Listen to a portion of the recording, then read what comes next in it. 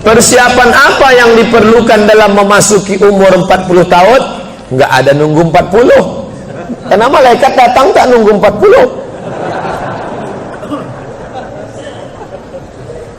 Anak muda hafal 29 juz, tinggal 1 juz lagi, mandi di sungai, terpeleset batu, mati. Anak muda. Orang tua sudah 70 tahun diponis dokter mati. Saya sudah diponis dokter katanya 3 bulan Pak Ustaz. Sudah berapa bulan Pak? Udah tahun setengah, nggak mati-mati. Jangan terlalu yakin dan percaya kepada kata manusia. Tapi saya tetap berobat ke dokter, saya tetap berobat ke rumah sakit. Tapi masalah keimanan, maka itu yang di atas. Innama amruhu idza arada syai'an ayakula lahu kun.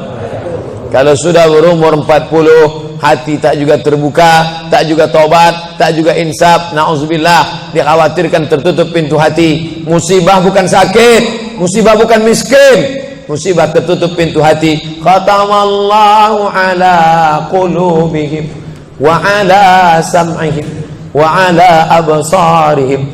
Makin tua makin menjadi-jadi, tak salat, tak puasa, tak berzakat, akhirnya mati dalam keadaan sakau, mati dalam keadaan dilokalisasi. Sudah jelas umur 70 tahun tetap juga mau berzina, nafsu ada, tenaga tak ada, dimakan Viagra 1 botol, sama macam cup 70 diisi minyak pesawat, meletup, bam, mati.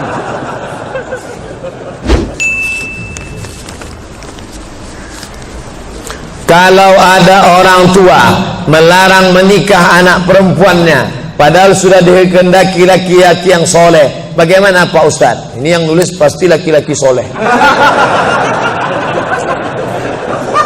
Idza ja'akum man tardawna dinahu, kalau datang ke rumah kamu laki-laki, agamanya baik, akhlaknya baik, fazawwijuhu, nikahkan dia. Kalau tidak kamu nikahkan, takun fitnatun fil ardi, akan terjadi fitnah yang besar, wa fasadun arid, kerusakan yang sangat luas. Apa dia? Kalau nikah mahal, maka zina murah. Na'udzubillah. Datang anak soleh ke rumahmu, menikah, ingin nikahi anakmu, tapi hadis ini ditujukan kepada para wali. Wali itu 6: ayah, kakek, abang, adik, abang ayah, kakak ayah, adik ayah. Mereka lah yang berkuasa. Ini kenapa bisa perempuan? Perempuan tidak mengambil keputusan, laki-laki meminta pendapat perempuan. Mama, gimana kalau anak kita ini dipinang si Anu, kita terima ya? Jangan, aku tidak mau, dia cuma pakai CB 100. Oleh sebab itu kau pandang dunia. Kalau kau pandang dunia, akhirat belum tentu dapat. Tapi kalau kau pandang akhirat, maka dunia akan bersimpuh di bawah tapak kakimu. Berapa banyak dulu laki-laki menikah susah. Ustadz Somad, kami dulu pertama menikah susah, makan sekali sehari, tempatnya pun tak ada.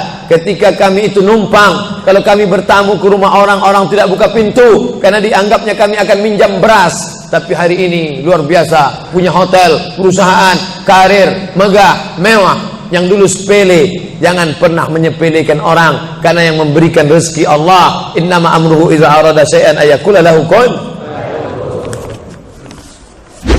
Bolehkah di sujud akhir kita berdoa dengan doa yang ada dalam Quran? Aqrabu ma yakunul abdu min rabbih wa huwa sajid. Seorang hamba paling dekat dengan Allah bukan di Makkah. Saya merasa dekat betul dengan Allah ketika di Ka'bah Pak Ustaz. Lalu bagaimana dengan orang miskin yang tak punya duit untuk ke Makkah? Maka orang paling dekat dengan Allah wa huwa sajid, waktu sujud terakhir. Fa'kthiru fihi du'a, perbanyaklah doa di sujud terakhir, tapi jangan bahasa Indonesia. Karena kalau dia ucapkan ya Allah tolong aku, batal salatnya.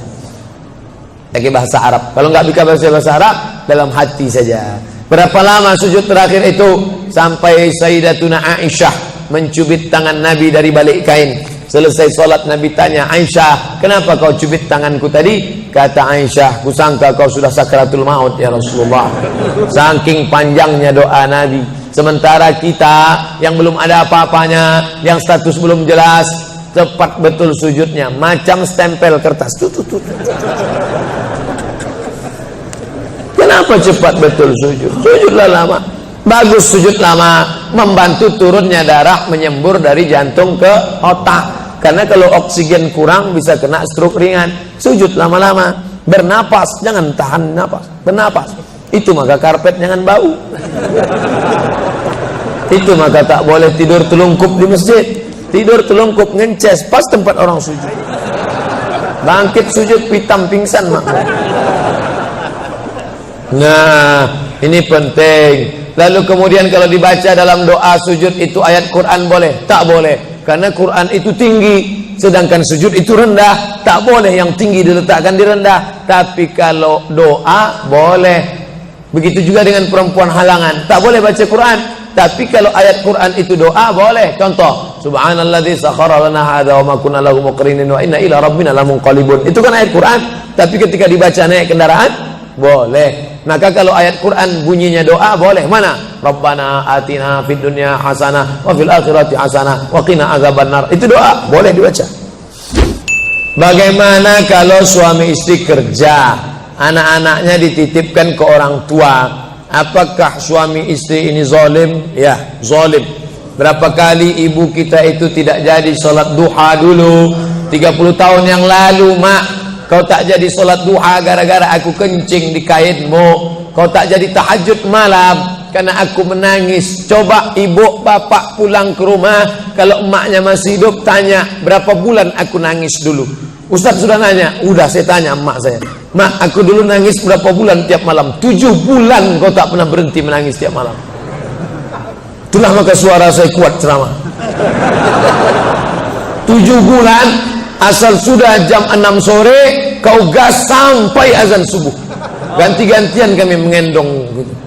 Jadi kita ini mesti kita tanya itu.